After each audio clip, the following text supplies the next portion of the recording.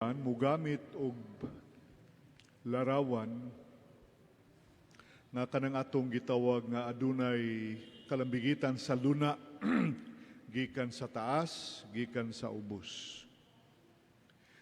Si Jesus gikan sa taas, may kanaog sa atong level. Ang tao nga yutan-on aniya lamang sa ubos, dili makakita sa bisyon sa langit, ug ang tumong sa kinabuhi sa tao mao nga kita musaka usab sa langit. Mao kini ang gipakita kanato diri, gipadungog kanato diri karon sa atong ebanghelyo. Importante diay kayo na sa mga gagmay pa kita, ang mga ginikanan, ang labing dakong ambisyon nila para sa ilang mga anak ug sa ilang kaugalingon mao nga malangit sila. Kay sa ato karon, pangutanon nimo ginikanan unsa may mong ambisyon para sa imong anak, daghan siguro mo ingon nga gusto na ko siya makahuman eskwela, mahimo siyang malampuson, successful, na siya'y financial stability, etc., etc.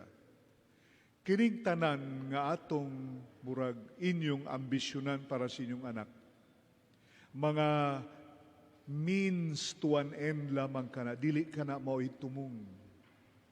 Unsa magyatong tumong nga malangit ang bata, malangit kitang tanan nga moadto ta dito kung asa si Jesus, musunod usab kita kaniya. Kining uban kaning magtuog maayo para na financial stability. Kung stand alone ka na, wala ginay kabuluhan, wala ginay padulngan. Gatuyok-tuyok lang ta. Pero kung kuning tanan ang pagtuon, nga makamaayo ang kaminyoon, nga adunay financial stability, na makatunan, na mga degree, etc.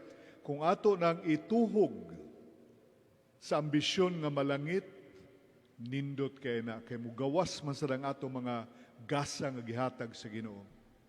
Pero kung hanto lang ta diha nga makahuman ta siyang eskwela, hanto diha na lang pagkapitos nga panglantaw kana. Hinaot paunta ang atong panglantaw, atong ambisyon mao ang langit.